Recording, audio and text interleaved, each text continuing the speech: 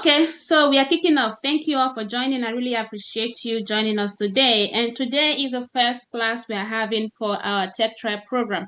And we are kicking off with cybersecurity fundamentals, right? As we discussed in our onboarding session yesterday, when the fundamentals are missed, it becomes a problem for somebody to actually meet up with the rest of your training because your foundation wasn't built right. So we are geared into making sure that you get a very good foundation for this training, making sure that whatever it is that you want to build upon, that your foundation is rightly set. So that is why Tek-Trybe is starting everybody on foundation to make sure that your foundation is well placed, and then we can move over to the specialization area. All right, thank you for joining me today. Just a little introduction. For those of you who don't know me, I know most of you might have been in my former classes or spoke with me one-on-one or sometime. So my name is Nkiruka. I'm a cybersecurity professional practicing as a network security engineer. I'm also a technical trainer. Been training for quite some time. So it's my pleasure to have you join my session today. Okay, without wasting time, let's get that going. So this will be the schedule for this cybersecurity fundamentals. Now, I may not be the one to run all these sessions because other facilitators may chip in one, maybe some days that I'm not available or not, but you can't hear me?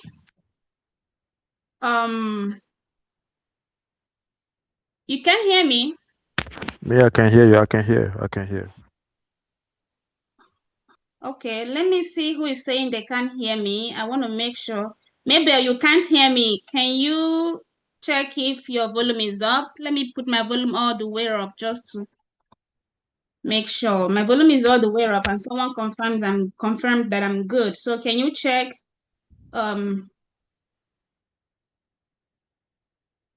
Please, how can we call you during this session? You can call me NK, that's fine. You can call me NK, that's all right. That's fine. All right. Okay, so let's continue. Now, this will be the session that we are going to be having. Like we said yesterday, this is going to be a 6-week session with the last week being for your mini project, which you will get on the last class when you do cloud computing. So for today, we are starting off with what is cybersecurity? What are the career options we have in cybersecurity? A lot of people say they can't hear me. Is it just her or I think it's just her. Please, if you can hear me, put it on the chat just to make sure everybody can hear me. If you can hear me, put it on the chat, please. If you cannot hear me, put it on the chat. If you can hear me, put it on the chat. If you can't hear me, put it on the chat, please. Okay. Felice said they can hear me. All right. If you can hear me, put it on the chat. I want to make sure a good number of people can hear me. All right.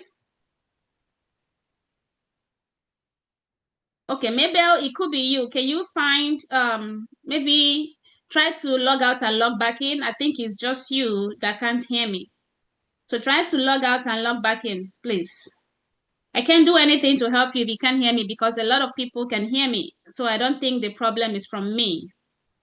So please try to log out and log back in and be quick about it so you don't have to miss a lot. All right, so let's continue. So for today, we are going to be dealing with what is cybersecurity so that you know what you're trying to get into, right? It's important that you understand what cybersecurity is all about. What is it we're trying to achieve as cybersecurity professionals? And what are the career options that exist out there for you in the market world, right? Because it may not be up to the courses that we offer in this program. There may be something else that you're interested in because cybersecurity has a lot and lot of career options, right? Then we'll talk about the fundamentals of cybersecurity, which is the CIA triad, the security principles, and security controls. So for today, we are going to be focusing on these foundations so we can build on it over next week. Next week, we're going to be looking at cryptography, encryption, hashing, and public keys and all that for next week. All right. So now, what is cybersecurity? When you hear cybersecurity, people don't actually understand what cybersecurity is. And trust me, it's a very, very simple thing. Cybersecurity can be as simple as just protecting a network device data from unauthorized access. There are keywords you have to pick from this definition: protection, unauthorized access. Protection, unauthorized access. So when anybody is defining cybersecurity to you and there is no protection, there is no unauthorized access, then something is missing. People may define it in different form, in different ways, however they want to do it. But the backbone or the high level of whatever definition you get is that cybersecurity is practice of protecting networks, devices, data from unauthorized access and unauthorized use. So we have different career options in cybersecurity, right? There are different people that comes and go in cybersecurity. Each one of us are practicing the same thing. We are trying to provide a means that we can protect network, we can protect devices, we can protect data from unauthorized access. All the career options you see, we all have common goal. It's just that how we do that or how we achieve them are totally different, but we are doing the same thing. Now, let's talk about what cybersecurity is not. When you hear cybersecurity, it's not just an IT function. I know cybersecurity is part of an IT function, but it goes beyond just IT functionality in an organization. So when somebody tells cybersecurity is just an IT, it is not just an IT. Cybersecurity is not all about technology. It's not all about the trending technologies that you have today. That is not what cybersecurity. It goes beyond technology because it extends to human behaviors, policies, and standards to run a business and to maintain business compliance. So it's not just about technology. It goes far, far beyond technology when we talk about cybersecurity. And then one-time setup. Cybersecurity is not a one-time setup. It's not something you set up right now and you say you're done doing it. Just like security. Security is not a one-time deal. It is a continuous process. If you've heard about a CI/CD pipeline, you know that CI/CD pipeline is kind of a continuous loop that happens. That is the same thing with cybersecurity. It's something that you're going to keep doing as long as you're practicing the career. So it is not a one-time thing, a one-time come and go. It is a continuous process. Then cybersecurity is not just a career. When you hear people say they get into cybersecurity, it's not just because of the career, right? Cybersecurity is more than a career. Cybersecurity is a practice. It is an art. It's a lifestyle. It's a culture. It interfaces every single activity in our lives. So why do you think your houses have a door? If you don't need, I mean, why would you need a door in your house? You need a door in your house so that you know people that are coming in and coming out. When you are not around, you close your door. Then you have a lock in your house so that only you have access to your home. That is you trying to protect your house. And you're not a cybersecurity professional, but you're practicing cybersecurity. When you want to log into your account anywhere, right, then you try to provide a credential. You're not providing credential just because for providing sake. It's because you want to make sure that only you have access to that. So providing protection and preventing unauthorized access. You're not a cybersecurity professional, but that is you practicing cybersecurity. When you go to a bank, you know the door that the bank use, the mantra door that they use, they call a mantra. The door that only slides between left and slide right and allows only one person at a time. Why will a bank spend so much money to put that kind of a door in a banking environment? It's because they're trying to protect against what we call tailgating, so that only one person is able to get in without another person trying to follow an entrance of the other to get in. That is a cybersecurity practice. When you get inside the bank itself, there are places that are marked only for employees and there are lounges for every other person. That is you doing cybersecurity authorization. And these people are not in cybersecurity, but they are practicing cybersecurity. So everything we do in our everyday life interfaces cybersecurity in one way or the other. So when somebody tell you that it is just a career, cybersecurity is more than a career. Cybersecurity is your lifestyle. Cybersecurity is everything that you do, from security, from your activity, from human behavior, and all that.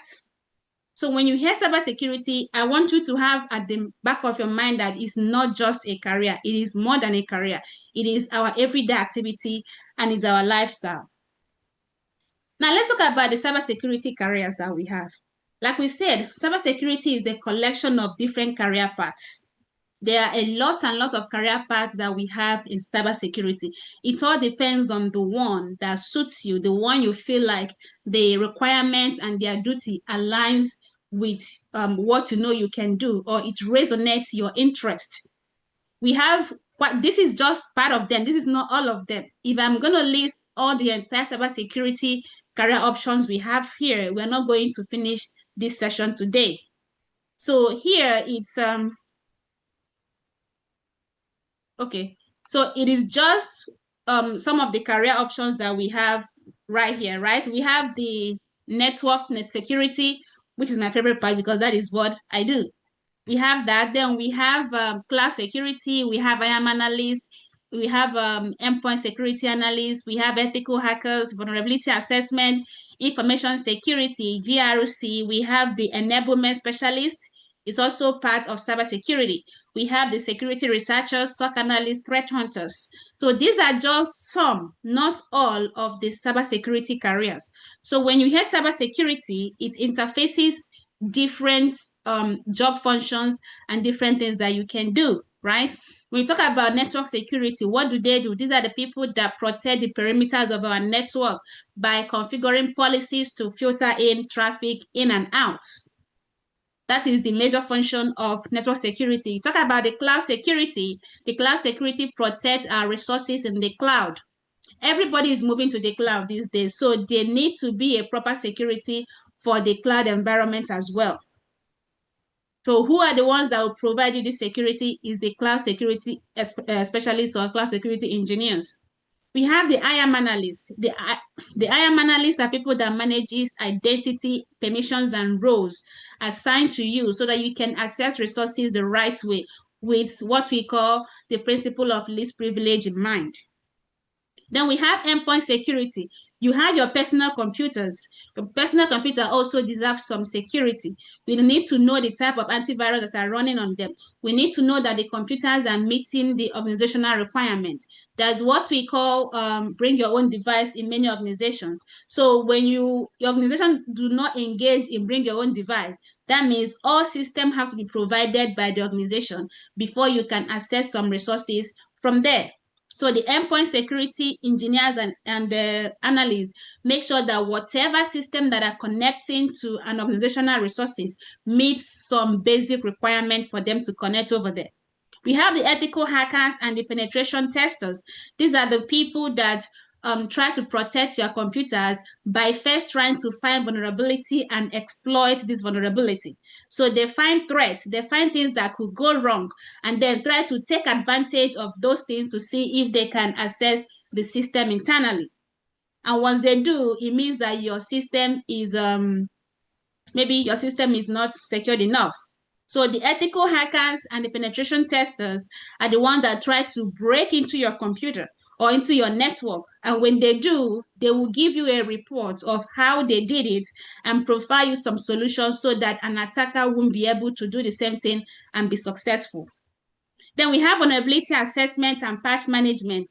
Many organizations release patches for vulnerability that exists in their softwares or in their hardwares. That is why we say keep your devices up to date. So up to date means install a latest patch. Install the latest thing that is available for your computers. Vulnerability assessment and patch management involve running scans on your network, on your endpoint to see if there is any pothole that is open in a way that attacker can get into your computer or into your network. So you run the vulnerability, you provide a patch if there is a patch, or you provide a report. Then we have the information security analysts. These are the people that engage in evaluating risk that can occur in your organization. They are also part of the compliance team, and then they do auditing and ensures that your devices are compliant. They usually work in hand with the GRC analysts, because the GRC analysts are the one that manages policy, regulatory, and compliance, to make sure that there is a risk assessment done on your environment to detect the risk and how far or what they can do to mitigate the risk that is available while still maintaining business purposes. Then we have the cybersecurity enablement specialists, people that teach things relating to cybersecurity, like as I'm doing right now. Then security researchers. Security researchers and threat hunters do a similar job because they research, they do what we call a proactive work. So they go ahead, even before a vulnerability is exploited, they find those vulnerability, those threats, and report them to organizations so that the organization can know that they exist. That's what we call a bug bounty. Bug bounty are usually done by these threat hunters and security researchers. It's where they engage in finding a bug for money. So they find a bug in your environment, you pay them before because they found a bug before the attackers do in your environment. That's what security researchers and threat hunters do. Then we have the SOC analysts. The SOC analysts, we call them the monitoring spirit of cybersecurity because they are the one that will monitor and the incidents that are happening, and they will also triage the logs that are collected from the devices and able to find out if there is any anomaly happening in your network or if there is something that is not right in your network. I have had many encounters with the SOC analyst from my company where I am downloading a specific file or I'm trying to do something. Because the file is against the policy or I am not supposed to download the file, before the file will even finish downloading on my computer, I'm already receiving a ping from the SOC analyst because they found out that they got a report or that my log is showing that I'm downloading this file and I am not supposed to download this file. So why am I downloading the file? So I need to provide a clear definition and reason why I'm downloading that kind of file. So they monitor the network activities, whatever is going on in your environment, and are able to report or triage if there is an incident, event, or if there's an additional action that needs to be taken. Whatever they do is called that they get alerts, work on the alerts, see the ones that they can resolve easily, and see the one that needs escalation as an incident. Then we have the digital forensics and incident response. Incident response are the ones that are being triggered when there is an incident in the organization. Maybe there's a data breach going on, or your environment is currently under attack, and you need to mitigate whatever is going on immediately. So just like their name, incident responders. So they're going to respond immediately to the incident, be able to triage the level of whatever is going on and how they can mitigate it to continue business purposes without affecting anything. So those are the functions of the incident responders. And also they go ahead to, whenever the incident is resolved, they go ahead and do what we call lesson learned to find out what actually happened and how can they prevent future occurrence by learning from what has happened right now. So these are some of the career options we have in cybersecurity. Like I said, it's just few of them. This is not all of them. We have quite a lot of career options in cybersecurity. But I want to believe that with this few, you have a little clear mind of what cybersecurity is, the career options that exist. As you can see, what I've explained here, each of these careers is still gearing towards what? Maintaining and protecting the systems from unauthorized access. It's just that we do it in different ways. Each of these career options do the same work. Just that the tools that they use or the method that they use to do it are different from the regular ones. But our agenda is still the same for all the cybersecurity careers. All right, now let's look at the CIA triad. The CIA triad is when you hear the core principle of cybersecurity. When you hear the core principle of cybersecurity, meaning whatever career that you had, that you are engaging in cybersecurity, whatever it is your job function is, all of us are working towards CIA. We are working towards maintaining CIA. So when you hear CIA triad, this is the foundational model that forms the basis of system security development. So whatever it is that we are trying to implement, whatever solution we are putting in place, whatever policy and procedures that we are writing, whatever compliance we are trying to meet, all of them are gearing towards maintaining CIA. They're all gearing towards maintaining CIA. When we say CIA, it stands for confidentiality, integrity, and availability. So these are the three core principles of cybersecurity. So whenever you hear that there is you hear about cybersecurity professional, let it come to your mind that these are the people that work to maintain confidentiality, integrity, and availability. No matter the career option that you choose in cybersecurity, you are working towards maintaining one or all of this. If the solutions that you're profiling for an organization is not maintaining either any of these, then that solution is not gearing towards cybersecurity. It could be gearing towards something else, but it's obviously not for cybersecurity. Now let's look at each of these and see what they are and how we implement them in cybersecurity. We'll talk about confidentiality first. When you hear something is confidential, this doesn't need more, it doesn't need an extra explanation, right? When you hear something is confidential, even to a layman, something is confidential means what? It is meant for a specific people. It's not for everybody to access. That is confidential to a layman. And that is the same definition he has for cybersecurity. Sorry, guys. And that is the same definition he has for cybersecurity. So when you hear that there is, when you hear confidentiality in cybersecurity, we are referring to keeping data secret, keeping our access secret, private, and access only by authorized users. Emphasis on the word authorized users. So while you're trying to keep it secret, you're trying to provide privacy for this data, it has to also be available to authorized users with minimum privileges.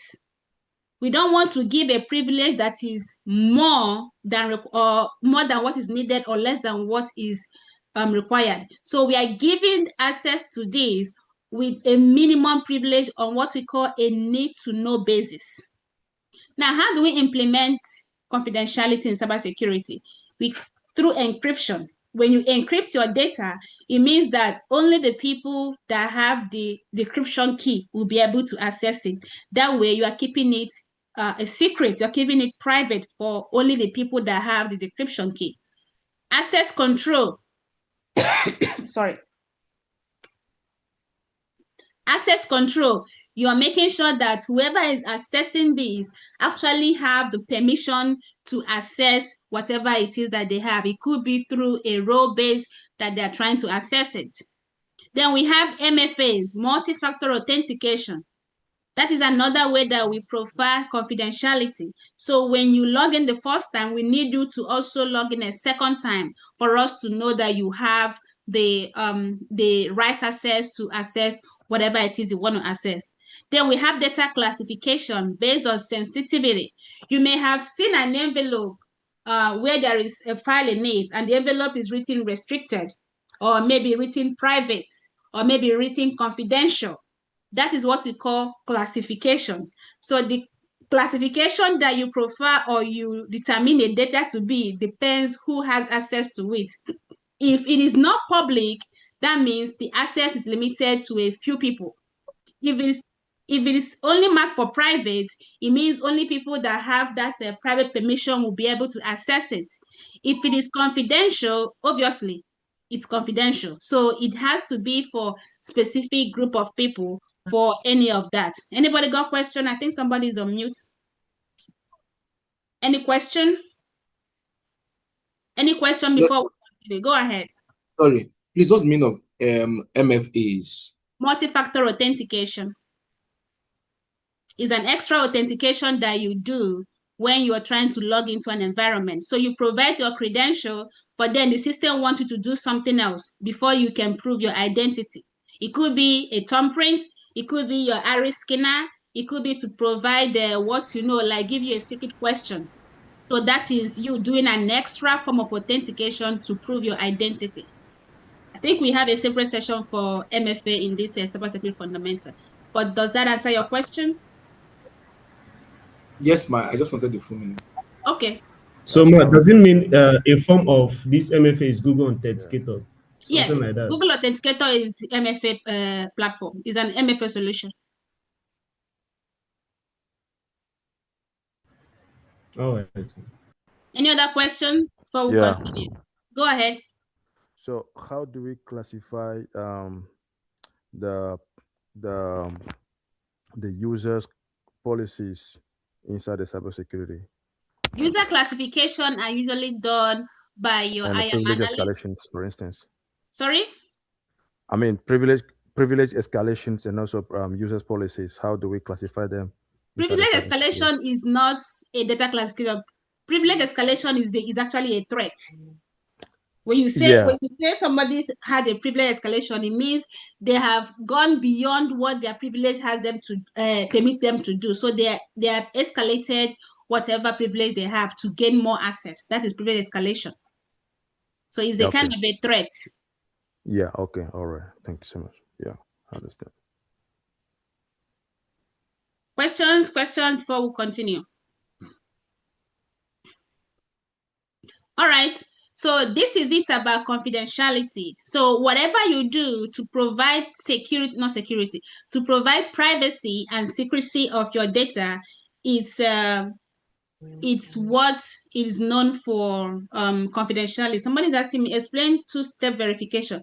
Two-step verification is the same thing as multi-factor authentication because you do the first step and then it prompts you to do a second step verification. So that is a kind of a multi-factor authentication that you have right there. That is what is a two-step verification because you are being verified for the first time and then for the second time you are also being verified. Okay. Then we have integrity. Integrity. When we hear integrity, what comes to your mind is trustworthiness.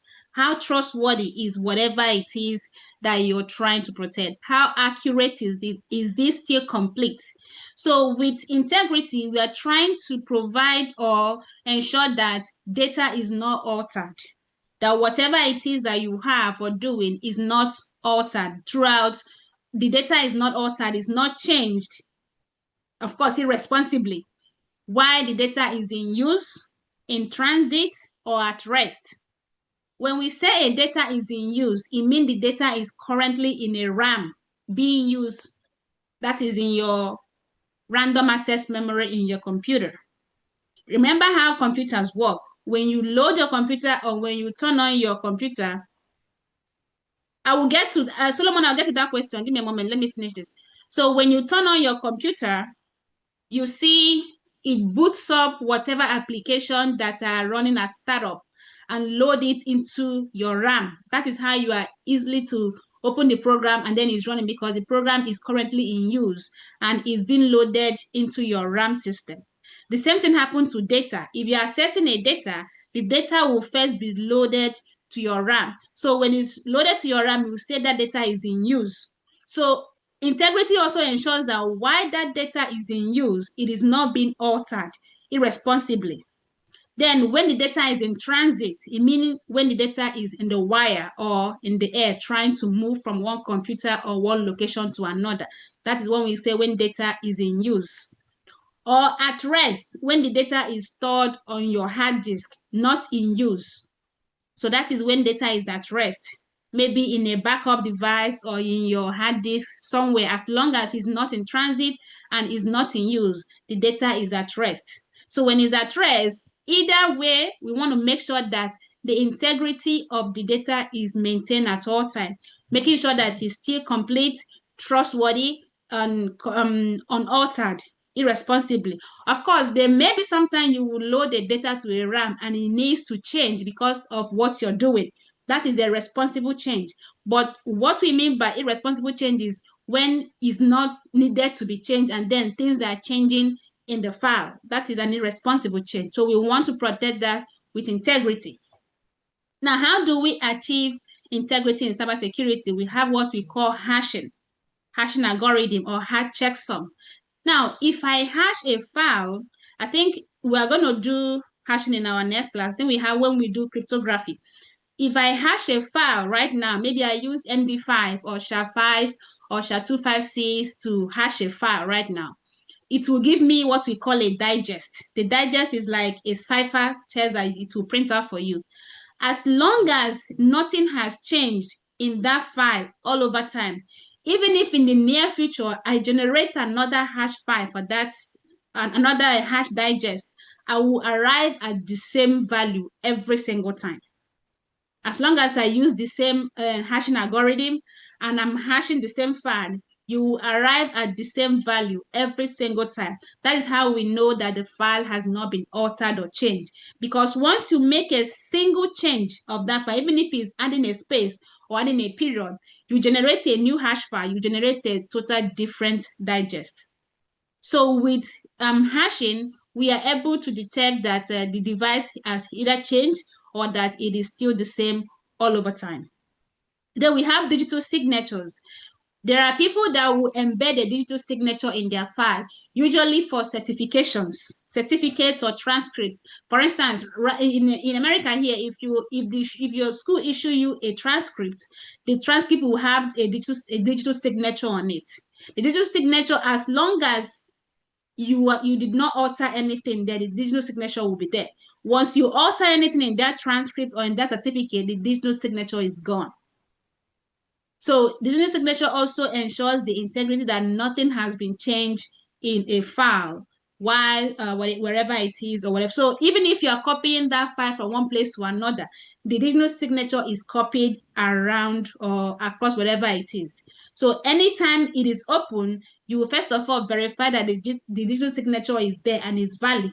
And then you know that nothing has changed from this file since it was issued from the school. So that is the way we use digital signature to ensure integrity. Okay, let me answer a question before I continue. So I have a question here that says, I did not get your explanation on the encryption. I did not really talk more on encryption because I know we have a separate section for encryption in our next class on Sunday when we talk cryptography. But why I talk about encryption is when we are talking about confidentiality. When you encrypt a file, nobody will be able to decrypt the file until the person have the decryption key. So it's only the person that has the decryption key will be able to decrypt a file that you have encrypted. It could be, we have what we call symmetric encryption, we have what we call asymmetric encryption. So however you have encrypted the file will determine how the decryption will happen. But one thing is certain, the person that would decrypt the file needs to have the right decryption key for them to decrypt the file. So that is how it ensures confidentiality when we talk about that in cybersecurity. I hope that answers your question. All right, let's keep going. Let me see if there's any other question here. Microsoft Authentication. Maybe, yeah, Microsoft Authentication is part of MFA solution. All right. Now we talk about availability. So while we are trying to provide security for all the data that we have and all that, we also want to make sure that this data is available. Float away, man. Sorry, I'm trying to make this fly away. Let me click somewhere, see if it will go. Okay, how do we hide controls here? Yeah, let's float it out. All right. So when we talk about availability, while we are trying to provide security for all the data we have, we also want to make sure that the same data is available to authorized users. Emphasis on the word authorized users. So you need to be authorized for you to have access to it. But we want to make sure that it's also available to you timely when you need it in a timely manner, right? We don't want to in a situation where you want to access a file, it's not available because maybe there is too much security on it and you need to wait for some time for it to become available, or that there is a breach going on and then you could not access the file and all that.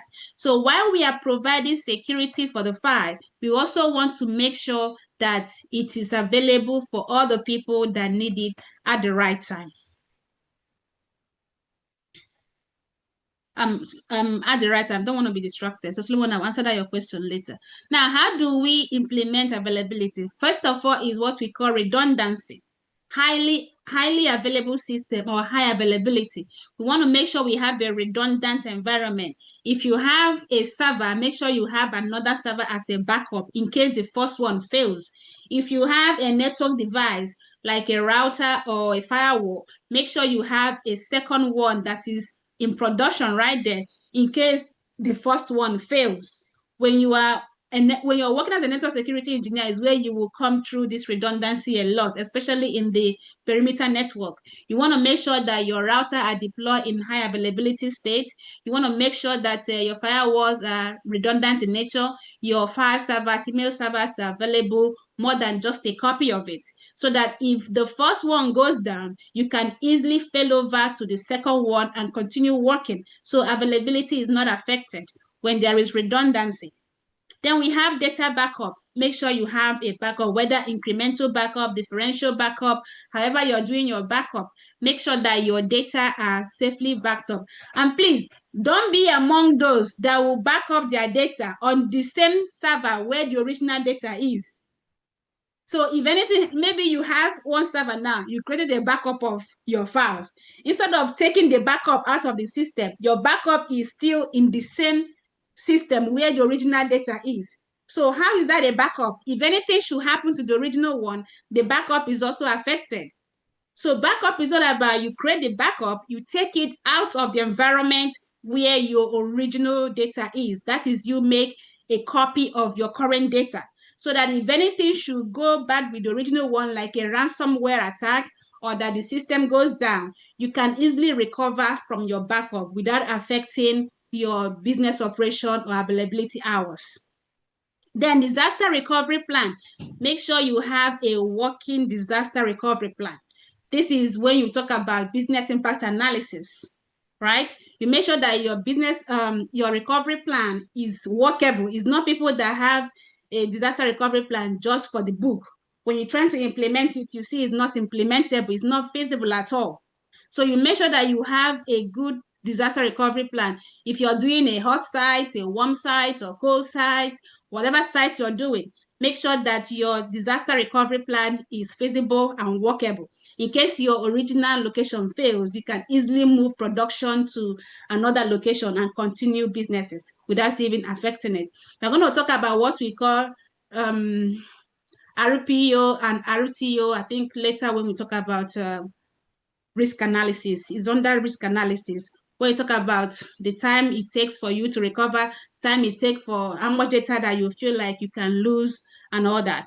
So make sure that there is a good disaster recovery plan. Then we have DOS and DDoS. DOS and DDoS are one of the main reasons people face availability issue in cybersecurity. DDoS is a denial of service. DOS is denial of service. DDoS means distributed denial of service. This is a kind of an attack that usually happens on a system and brings down the system won't be able to function for a while.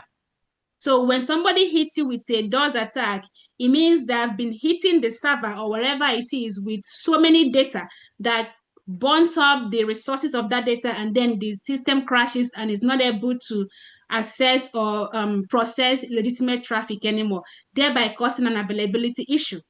So you make sure that you have a very good DOS and DDoS mitigation strategy in case your system falls short of that attack. You can make sure that your business continues to function as expected. So these are the ways that we implement and deal with availability, CIA triad in cybersecurity. We talked about confidentiality, talked about integrity, and we talked about availability. So whatever control that we are putting in place as cybersecurity professionals, we are making sure that they are gearing towards maintaining either or all of these security principles or cost security that we've mentioned here. If your solution that you're proposing to an organization is not gearing towards maintaining one of these, then maybe you are not trying to deal with cybersecurity, you're trying to do something else. And also, no matter the career choice that you are doing or you are engaging in cybersecurity, you are going to be working towards maintaining either or all of these core principles.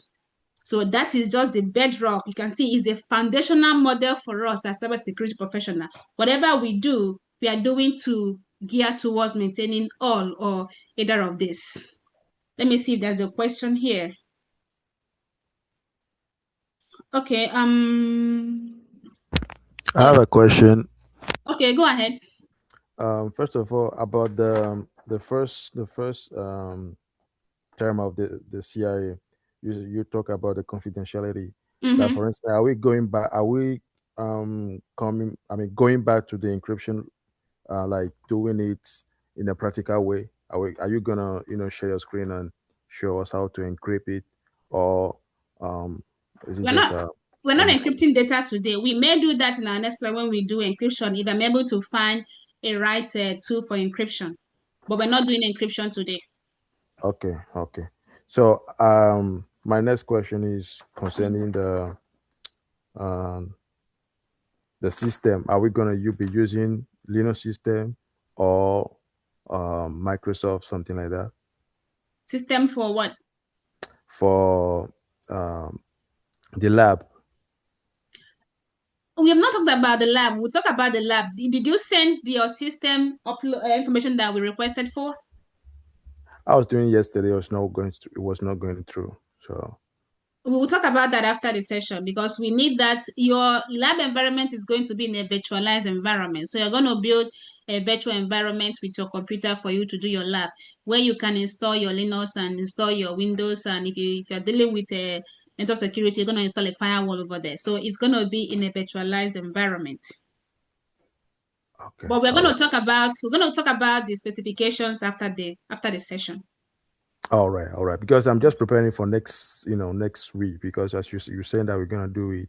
No, even if we are doing encryption, it's not going to be something that we need us to do on a lab. It's something that we can do from a CLI session of your computer. Oh, all right. Okay. I guess that's for me. Okay. Thank you so much. All right. Maybe I'll say, where are we going to submit the specification? Maybe if you went through the email that was sent after yesterday's class, it had all the details on how you can do that. It had all the details on how you can send your system specification for analysis. So follow the email that you received yesterday after you signed the commitment form. So once you sign the commitment form, you should get an email with 2 links available to you. So follow that email, please. All right. Okay, I'll do that. All right. All Thank right. you so much. Yeah. Okay, so I think that's all the question I have from the Zoom session. Let me continue. Okay, now let's look at the core principles of security. What we dealt with was the core principles of cybersecurity. So whatever we are doing in cybersecurity geared towards CIA triad. But even inside the CIA triad, we have the core security principle, which is also a foundational guideline that guides organization on how they can design, implement, and secure their system. For CIA triad, it is the principle that all cybersecurity professional operates on. That is what we are trying to achieve as cybersecurity professional. The core principle are now the ways that we can actually maintain the secure systems that we are talking about in the CIA triad. And here we have 4 of them, the core ones, 4 of them. We have authentication, we have authorization, we have accounting, and then we have non-repudiation. So these are the 4 core security principles. Please note the difference. We have the core cybersecurity principle, which is the CIA triad. This is the core security principle that defines maintaining, implementing, and designing a secure system. So whatever system you're building or trying to put in place must be able to go through these in form of a security approach. So let's talk about that. Right now, we're going to take each of these one after the other. First of all is authentication. When you hear authentication, what comes to your mind? Authentication is how you prove your identity to a system or to a resource. That's all authentication is how you prove your identity to a system. When you want to log into your accounts, maybe your banking account, your social account, and you open the website or the application, the first thing it asks you is what? Provide your credentials. The credential is a way that you verify your identity to the system. You prove your identity, you prove who you are to the system. That is your first, it's like the first line of defense for you to access a digital resources. So anywhere that you are accessing and it is asking you to provide a login detail, username and password, at that point, you are doing what we call authentication. You see, that is why we say that cybersecurity is not just a career, it's a lifestyle. It's something we do every single day. And we don't have to be specialization in cybersecurity to practice it because it has become part and parcel of our life every single day. So when you do authentication on your computer, you will see that you are already performing some part of a secure system protocol, a secure system strategy. Now, how do we provide or implement authentication in our system? It could be by using passwords, which we all know, by using biometric, thumbprinting, iris scanner, or whatever it is. Then we have pins. It could be in form of a pin, it could be in form of a token, it could be in form of a digital certificate. These days, we have digital certificates that we use to prove authentication, especially for computers. Do you know that computers also have to prove themselves in a network? When you connect your computer to a system that requires the computer to authenticate itself. Now, this is not you, the user authenticating. This is the computer you are trying to log in, proving itself.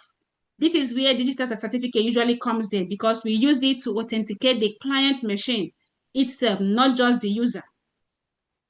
So you see, your phone, if you are in a secure environment that needs authentication, your phone needs to prove its identity. You as the user needs to prove your identity. So the first line of defense to access any digital resource is you doing what we call authentication. And how do we do authentication? You provide your credentials, username and password, or biometric, or pins, or tokens, or digital certificates for client authentications.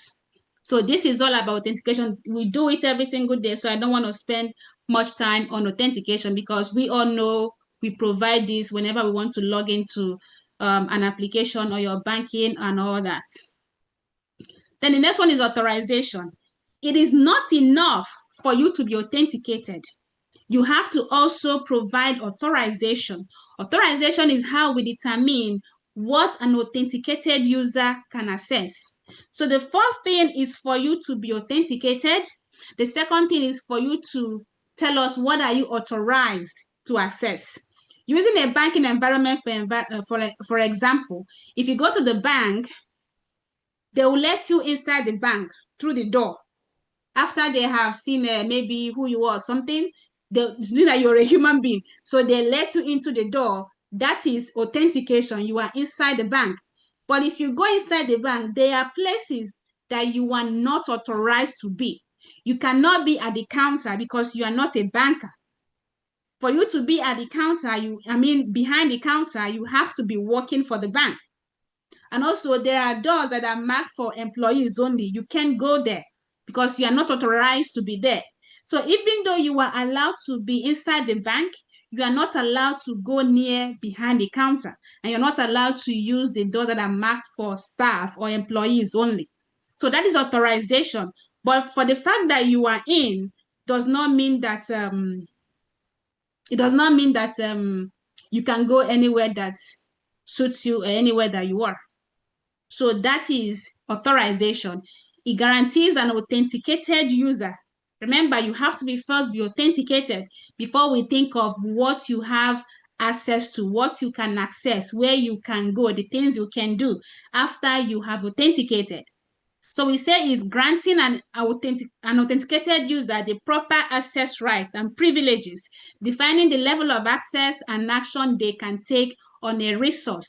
Now, bringing this back home to digital resources, you can authenticate to a server right now, but when you try to access some file, you see that you cannot make a change to the file, but you see you can view whatever is in the file, but you can't make a change.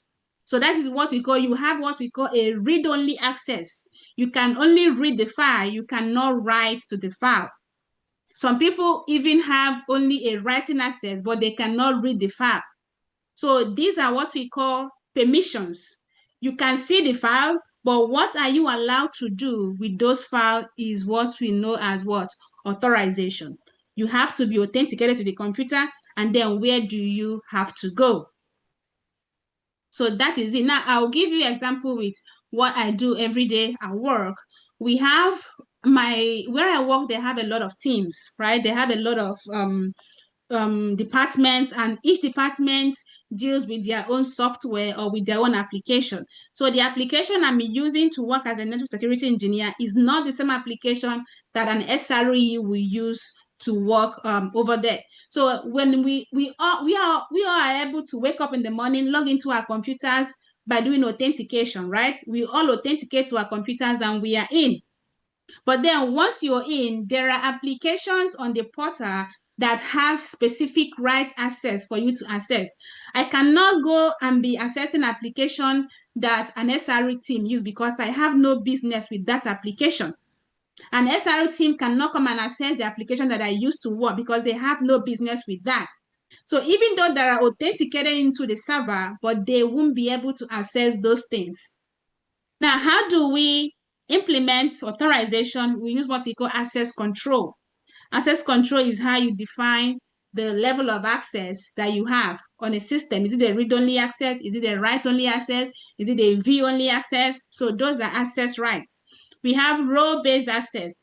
You can give authorization using the roles that the users have. You can give the access based on the role. Like I mentioned, our SRE team and my team, these are role-specific positions, and the roles determine the kind of application that we can access when we are, working. So that's a role base. Then we have post-authentication. Now, this one, I run through this one like every day at work because there are some applications that I want to access, even though I already authenticated to my computer, authenticated to this application server. But now, for me to access an extra application, the system will throw me another kind of authentication. This is different from multi-factor authentication.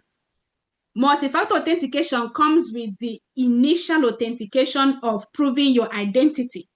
That is multi-factor authentication. It means it has to be completed at the time you do your initial authentication to prove your identity. That's multi-factor authentication. Post-authentication is your identity has been proven. You are into the system. But now you want to access extra resources, you will have to make you authenticate again before you can access that extra resources. So that is post-authentication. It's also a way that we enable authorization in cybersecurity. Okay, let's continue. Then the next one is accounting. Accounting. This is where most people get wrong when they're trying to implement a secure system. At least these days, we are actually getting more systems that are secured than what we used to know, right? So accounting is how we track user activity while you are logged into a system. We need to know what you are doing. We need to know where you are going. We need to know the website you are accessing. We need to know your IP address. We need to know the URL you went to. We need to know the services that you used. Now, we are not tracking this because we want to, it's not for to know who is doing bad and all that. Of course, it's part of it, but it's also for auditing and compliance to the business functions. So that is why is tracking of user activity when you are logged into a system. That is what we call accounting. We need to take when you logged in and when you logged out. And most application and system usually track this one when you log in and when you log out. That's why to tell you your last login was at so time, because it tracked when you logged in the last time and when you logged out before your current visit. Now, how do we enable accounting?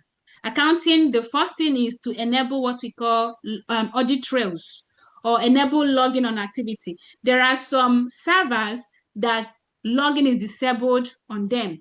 If you disable login, it means that these activities are not going to be logged.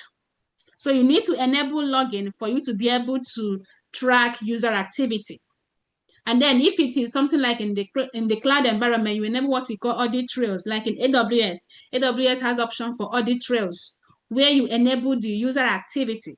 It's different from a traffic log.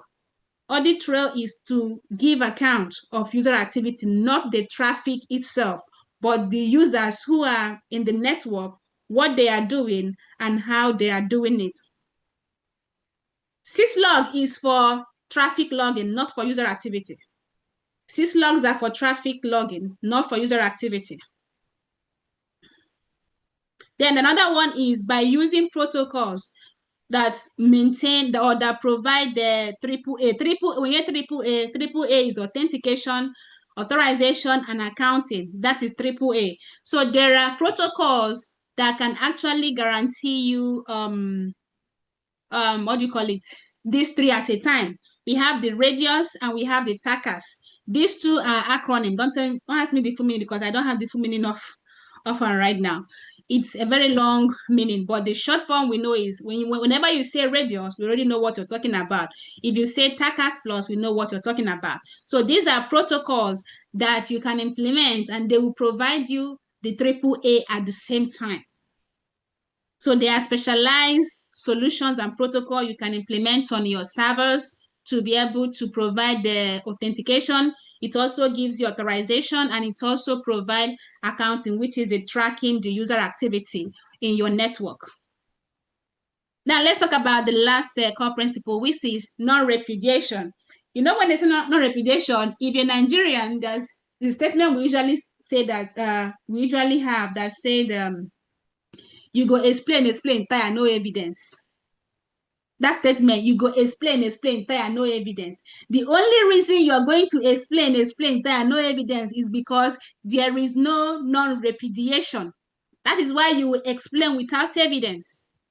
Now, when we talk about non-repudiation, it is an assurance that somebody will not deny doing something in the future. So it is how we hold you accountable for what you're doing so that in the future you will not say you did not do it again or that you were not involved in that activity. So if your system supports and enables non-repudiation, it means that somebody that did something will not come back tomorrow and say, I did not do it too, because we are going to have evidence. So when we say you go explain, there are no evidence, it's because there is no non-repudiation. If there's non-repudiation, you will explain with evidence. Now, non-repudiation establishes accountability, authenticity, and integrity of user action. That is what non-repudiation do for us. Now, how do we enable or how do we hold on to non-repudiation? How do we implement it? First of all is auditing, audit logs.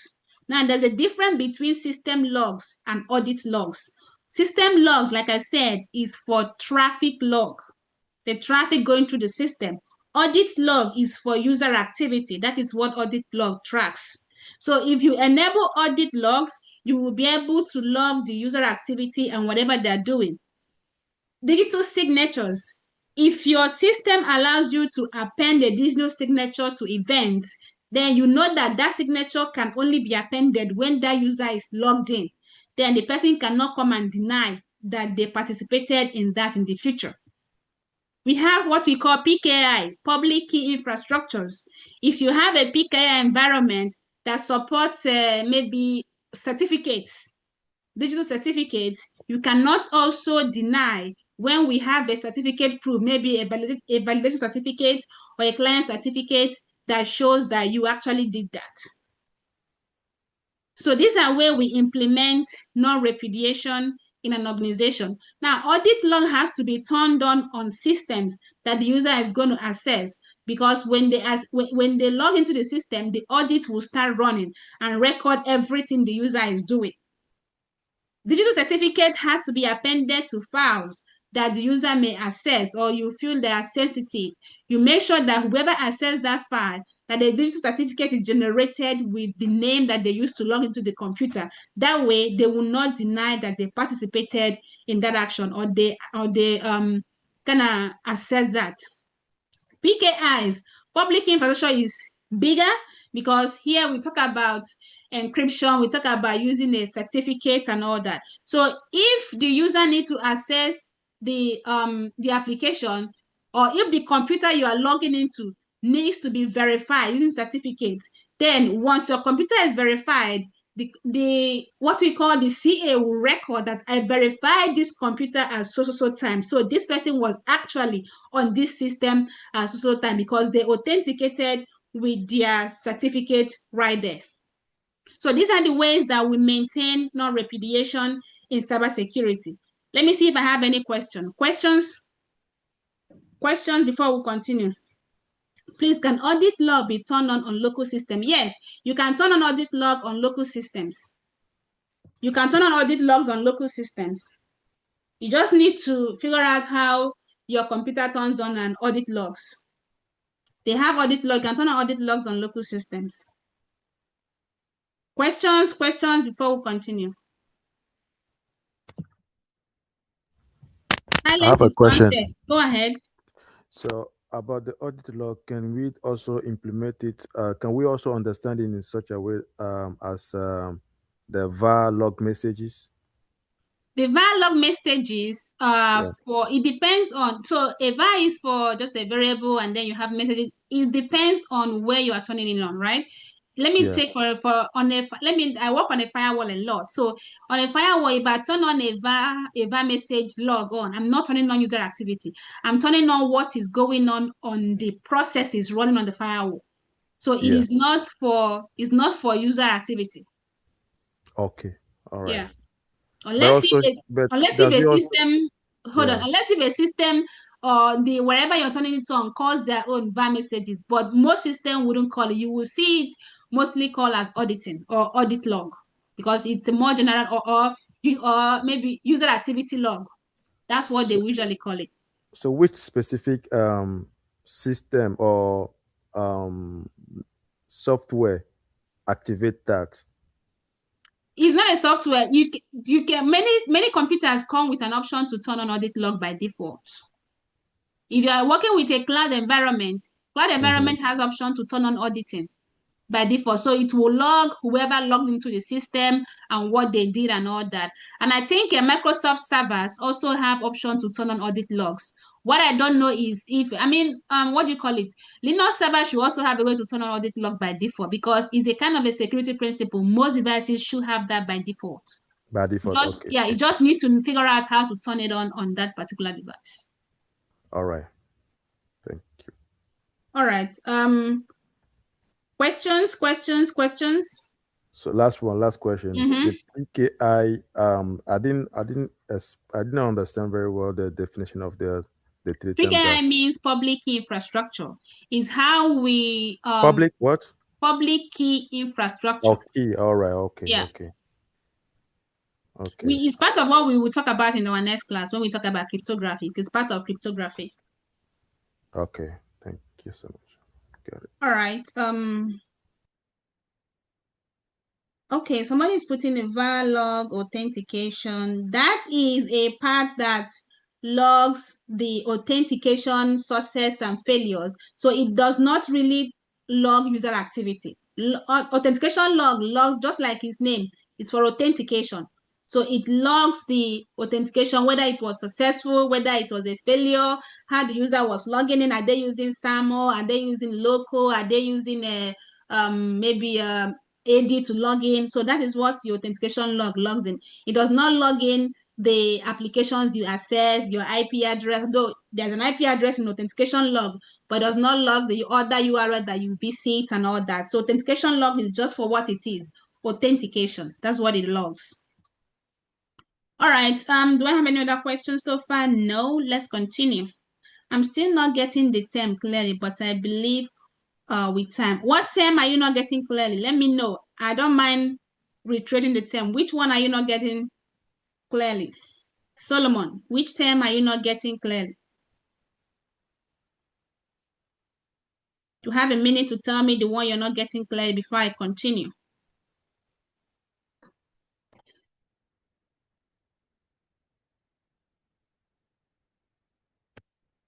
Okay, believe you're silent. Let me proceed. All right, let's talk about the last thing we have for today, security controls. Security control. I know most of what we're talking about today have a kind of they are interwoven or lapping at some point, but these are the security principles and controls and all about cybersecurity that you need to know at this stage. Now, when we implement security or when we implement whatever we are doing in cybersecurity, there are ways we can implement it. There's three controls that we can classify them as. Is it that you are doing a technical control? Is it that you are doing an administrative control, or that you're doing a physical control? So these are the, please mute if you don't have a question. Go ahead. You got a question for me? Silent is consent.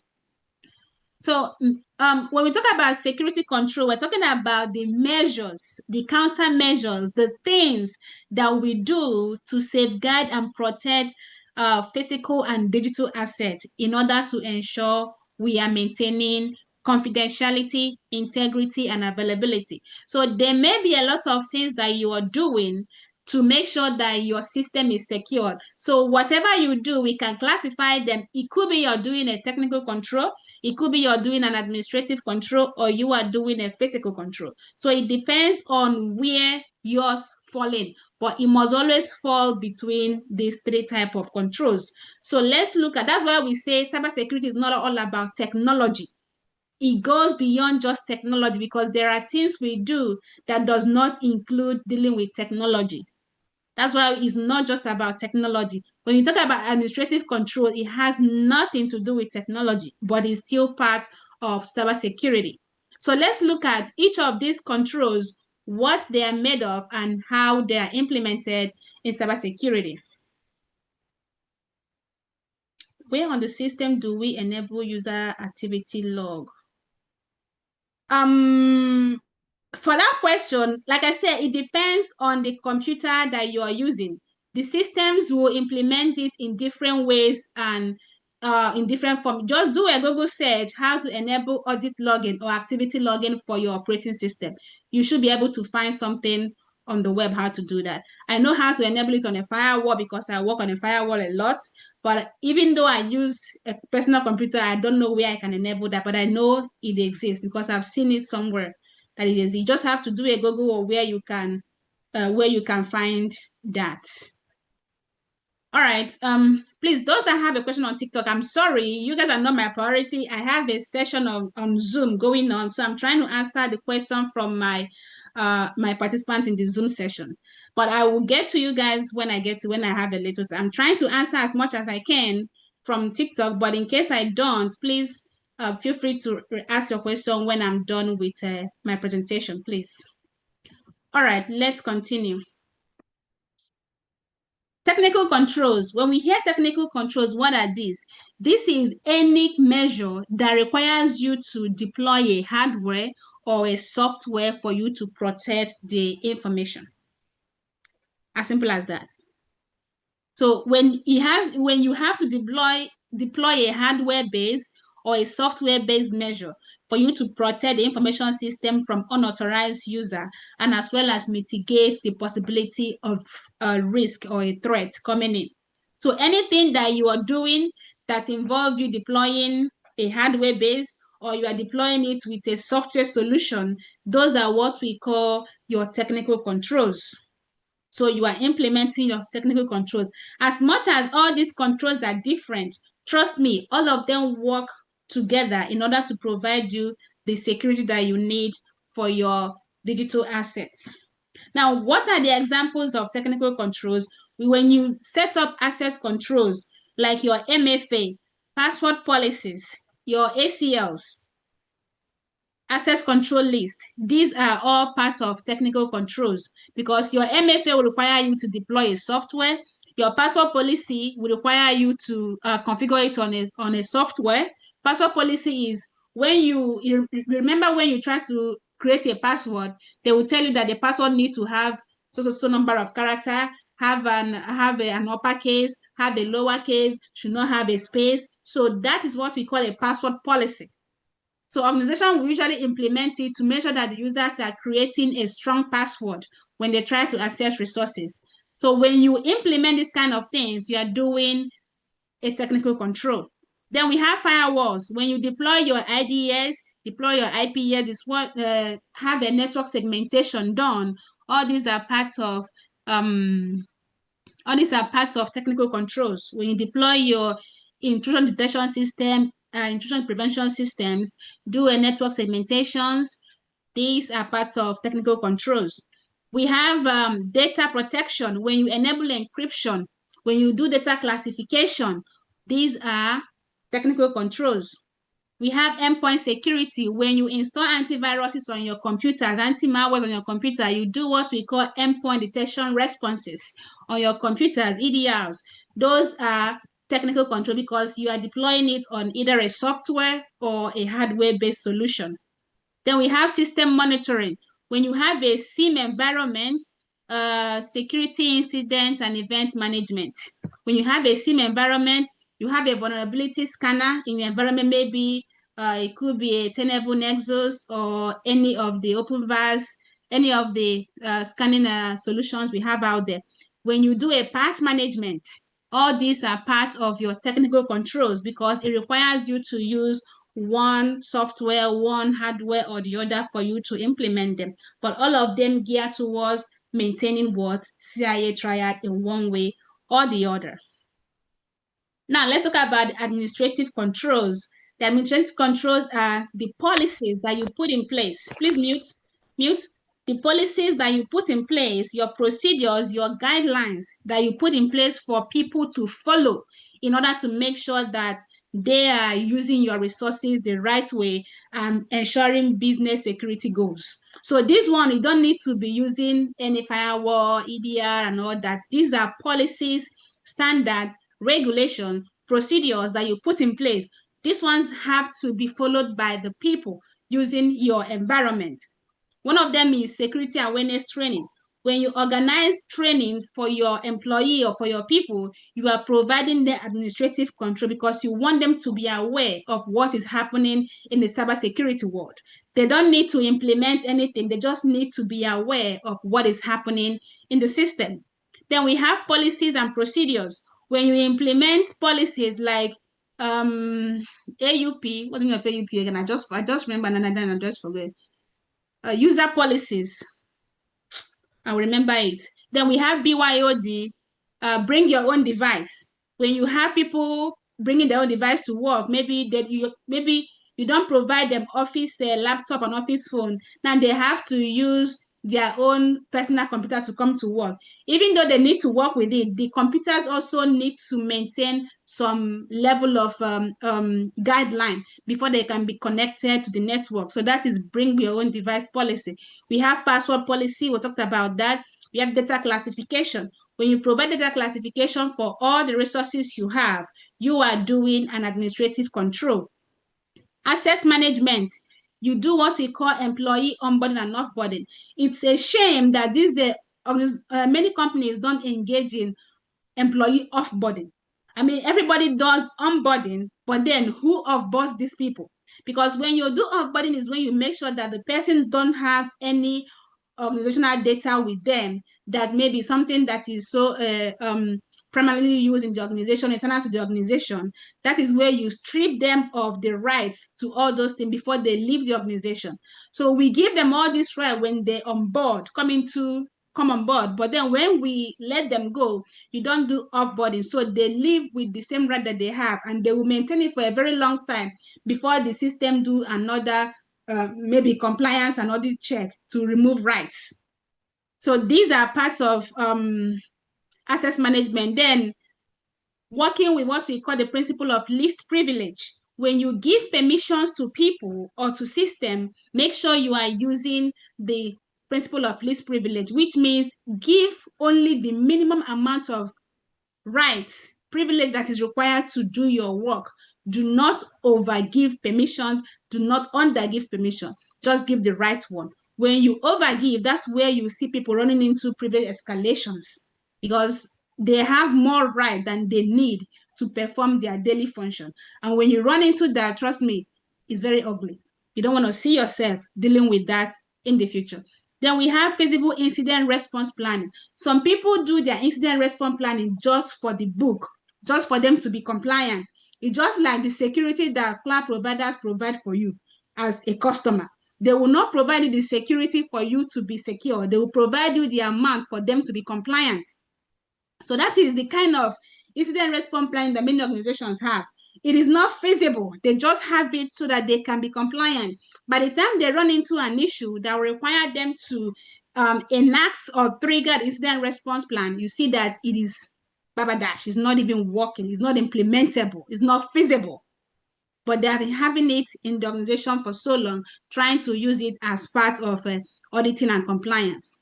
Then we have risk assess and audit compliance with industry standard. Depending on the kind of business you're running, there are different standard and regulation that you have to abide to. If you are collecting like a payment card in your business, you need to make sure you're abiding to PCI DSS standard. If you are a medical field collecting insurance, you need to make sure you're abiding by HIPAA. If your business saves the information of the European nation, you need to make sure you're abiding by GDPR. So these are different policies that you need to know depending on the type of business that you are running. Your business will determine the type of compliance and standard you are going to be abiding with. So all these are parts of administrative controls. You see here, we are not deploying any system or any solution here. We are just doing activities that the users need to follow in order to ensure business compliance and continue the business security goals. So those are your administrative controls. Then we talk about the physical control. This is one that is highly, highly neglected every single time. Physical control is because they focus so much on technical controls that nobody puts more effort into physical control. Of what use will your technical controls be if I can walk into your environment and carry your property? Of what use is all the technical controls you put in place if somebody can easily break the door to your data center or to your office and walk straight in? If I carry that firewall that you're deploying the whole solutions on, then what use is it? Technical controls will protect you from remote access. What about physical access? So this is highly neglected a lot of time. I don't see a lot of people talk about physical control. Everybody is so engulfed with technical controls, forgetting that the physical control is as much as important as the technical controls. So when we talk about physical control, this is how we measure to protect the IT infrastructure from unauthorized physical access. You want to make sure that your data center is safe. You want to make sure that your doors have a good lock. You want to make sure that your rack is well specified. You want to make sure that you have a CCTV camera, that you have a gate, you have a fence. Those are physical securities. So how do we implement those? Access control system. Use a key card, a keypad, RFID, biometric scanners when people are trying to access your on-site environment. Make sure there are security guards in place.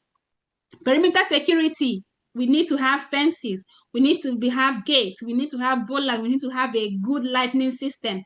You cannot come to your office outside of them, outside of the building, there's no single light. So if there's an intruder, how are you going to know?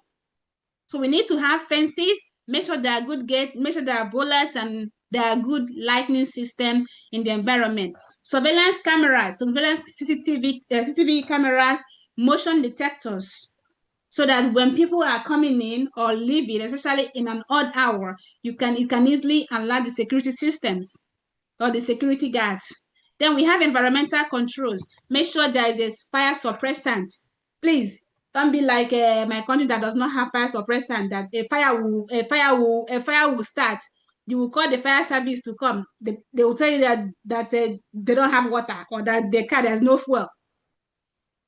So make sure you have a very good fire suppressant and a fire service at site at all time. HVAC systems. Make sure you have the heating, ventilation, and AC conditioning that is working very well. If you're running a data center, you know what we call a hot eye and a cold eye. All these places need a very good HVAC system. Have a water leakage detector. You don't need to wait for your environment to be flooded with water before you know that you need to do something. Let it be detected on time. Anything that you detect early on time, you'll be able to solve the problem on time and reduce the damages that will be caused if it's been detected on time. Then access management, your cable locks. Make sure that somebody cannot go into your rack or your data center and start pulling cables from your devices. That will be dangerous. Make sure that your racks are secured. You cannot have a rack that somebody that will come and push the entire rack out of the data center, out of the on-site, and you're implementing a technical control. For what?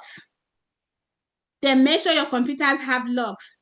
If you put a computer on a data center in a rack, you usually have a way you can lock it to the rack so that somebody cannot just come and carry the computer out of the rack. So number one is chaining the computer to the rack, chaining the cables, and then chaining the rack itself onto something so that it's not something that's easily movable. Somebody can come and drive it and then everything goes out. So as much as technical controls are important, we should not neglect the importance of the physical controls. They are as important as technical control, because if I come to your environment and pick your lock successfully, I wonder what your technical control will protect. If your data center is in my house, but you are busy implementing technical controls, but physical control amounting to nothing. So as much as the technical controls and the admin controls are beautiful when you implement them well, do not underestimate the importance of the physical control, because they play a very good part as well in the protection of your IT infrastructures. Questions before we round off? I think I have just one more slide. Questions? Or let me finish what I have before we go into the full question side. Now, when you, please mute, let me finish, then you can start asking your question. When you deploy your security control, it could fall in one of these three. It could be a preventative control, it could be a detective control, it could be a corrective control. What are the difference here? Preventive control is preventing something from happening. That's just the name. Detective is able to detect when something is happening. Then corrective is what you do when something has already happened. So whatever control that you are deploying may fall in one or two of these functions. If you deploy fences, gates, and locks, this may be a kind of a preventative control. It could also be a kind of what we call a deterrent control, meaning it's going to deter people from coming in. So it prevents people from having access to your environment if there is a fence, if there is a gate, if there is a lock. Then if you have a CCTV cameras and surveillances in your environment, it's a kind of a detective control, because it's going to detect when something is happening at real time. It's also a form of a deterrent function, because if you want to go and do something bad and you see that there's a camera there, that the camera will capture you, what will you do? If you are not too engulfed in doing that, you will just back out, because you feel like once the camera captures you, that you are doomed, you have been captured, right? So it will deter you from continuing to that journey. It can also, but if you choose to continue, of course, it will detect what you're doing. Then if you're repairing already done damage, like reissuing of access card that has been compromised, fixing any physical damage like water leakages, you are doing a corrective control, because the damage has already been done. If you are putting on a firewall, IPS, MFA, antivirus, it's a kind of a technical control, but they are preventative technical controls, because it's going to be preventing the bad things from happening. Firewall will be able to filter traffic. Your IPS will be able to detect and then prevent. Your MFA would provide a second authentication to user before they log in. Antivirus will be able to prevent your computers from being attacked by a virus. If you're doing a honeypot or IDS, is a kind of a detective control. Now let's talk a little about honeypot. Honeypot is a kind of, you deploy a vulnerable computer in your environment to attract the bad guys. So you are the one that deploy the computer. You know that this computer is vulnerable. You open it to multiple vulnerabilities so that it can attract computer attackers. When the attackers come and try to exploit it, it helps you to learn their method of exploitation. So it's a kind of a detective tool because you deploy it knowing that it is vulnerable. Of course, it has to be segmented out of the main network so that it doesn't escalate to your internal network. So if you deploy a honeypot in an environment, you make sure that it is in a segmented network that cannot go beyond wherever it's implemented. So that when attackers come in trying to see, hey, there's a system here and this system is vulnerable, that means we can actually exploit it. So when they come to exploit it, you are trying to lure them in to come and exploit it. When they come, you will not be able to detect what they are doing, the activities they are performing, and their ways of operation. So you learn how to protect your environment. That is a honeypot. Then for correctivity, if you are doing a vulnerability patching, you are patching your environment. It could be that you've already been breached and now you're doing a mitigation plan. So you are patching the vulnerability, you are rebooting your computer or you're quarantining a virus after a scan. These are all forms of technical controls but falls under corrective measures. Then under administrative controls, we have, if you're hiring and terminating policy, you have a hiring and terminating policy, which is onboarding and offboarding policy. You have a separation of duties. Separation of duty is very important when you talk about risk management. Then we have data classification. When you classify your data, whether they are confidential, restricted, and other details, then you are doing a kind of a preventative measure. If you review access rights, audit logs, and unauthorized changes, so you're trying to review them at real time, you're trying to detect something that may be going on or something that is actually real time. Then implement a business continuity plan that is part of a business impact analysis, and then have an incident response plan that is working. Remember, incident response plan will usually be activated when the issue is happening, and it will run throughout the entire issue when the issue has been resolved so that they can correct whatever has gone wrong. I don't know if we have incident response plan as part of this foundational class, but if we do, you will understand the steps and processes of incident response. So these are different activities that you can do that falls under one of these control and also in different measures. Feel free to ask your question right now. I think this is all I have. Yep. Ask your questions right now before we go into the system upload issue. Questions. Ask your questions, please. Let me look if I have any question this way. My question that I wanted to ask before. Okay. I want you to explain further about the endpoints, the session about the endpoints. I want to understand very much. When we talk about endpoints, it's all about user computers. The computer you're using is an endpoint.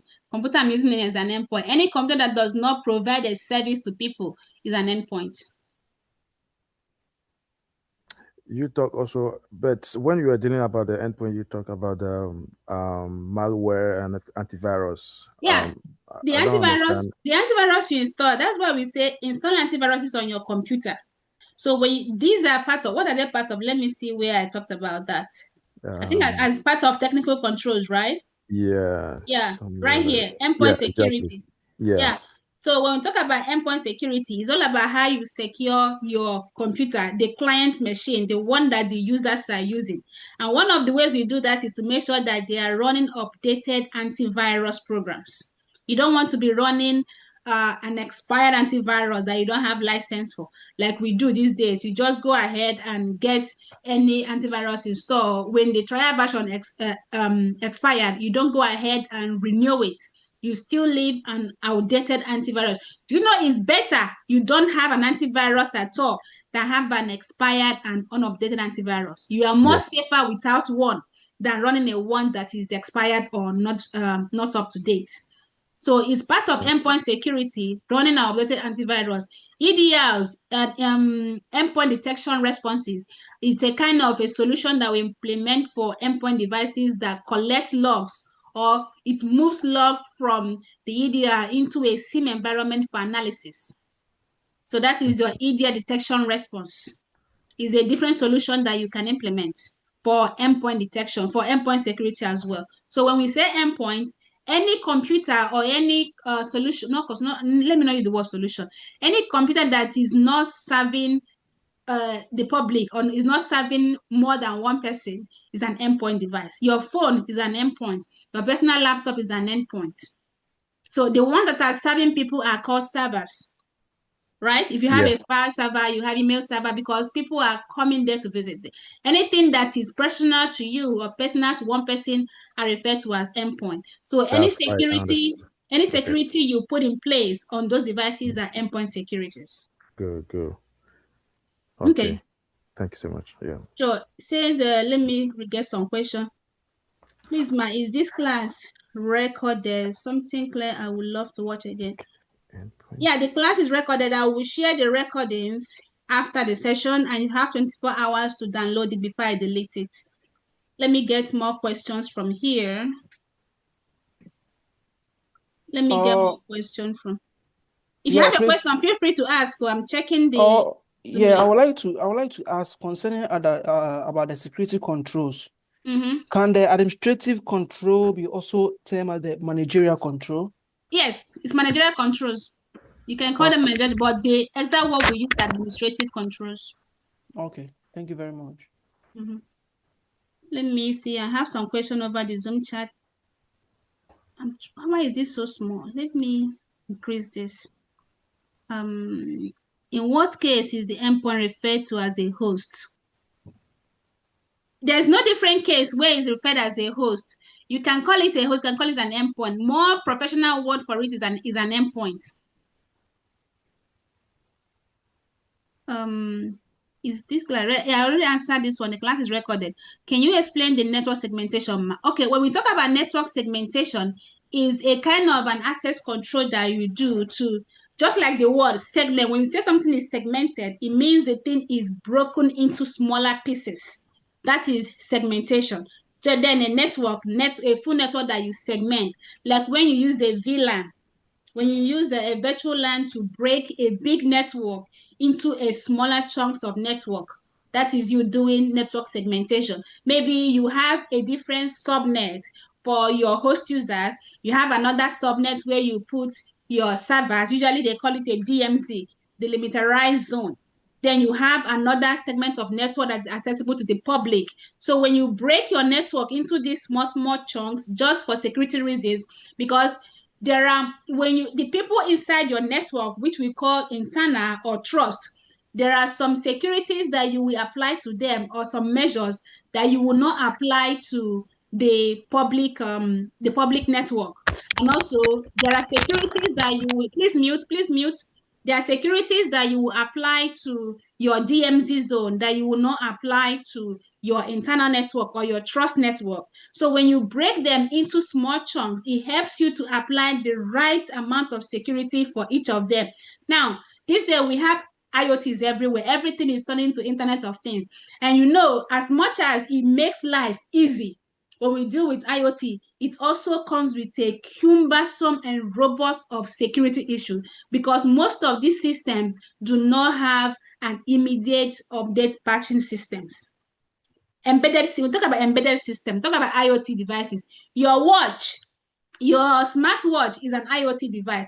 It does not have an operating system, and then it does not have a way for it to fetch a current patch by itself. So these handheld devices or these IoT devices are more susceptible to attackers because they don't have patch systems.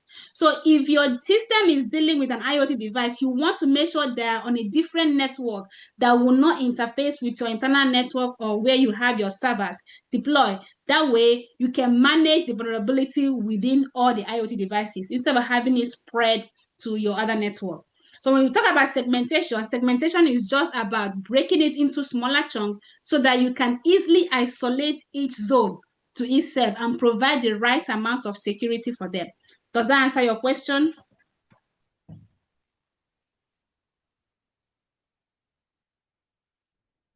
Okay, I have somebody, I don't know if the people on my Zoom session can hear you, but let me see if she wants to help and answer one of the questions, and it's a very good a very good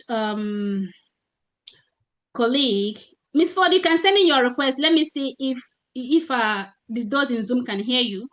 I doubt, but you can send in your request. I'll bring you up, please. Well, let me answer other questions here. I still have some questions over the Zoom session, so let me. Okay, I think you said this, you got that. So I have another question. You did a great job with introductory classes. I have worked with IT now officer with some certification. My problem is documentation. I didn't do that while I'm learning. I hope we will be taught that. Yeah, documentation is part of one of the webinars we are providing for you. If you were here yesterday, when we had the onboarding session, you will see we listed some of the webinars that have been lined out for you. So skill documentation is one of the things that I think it should be the second webinar that we are going to host throughout this program. Okay. You can go ahead, Ms. Ford then.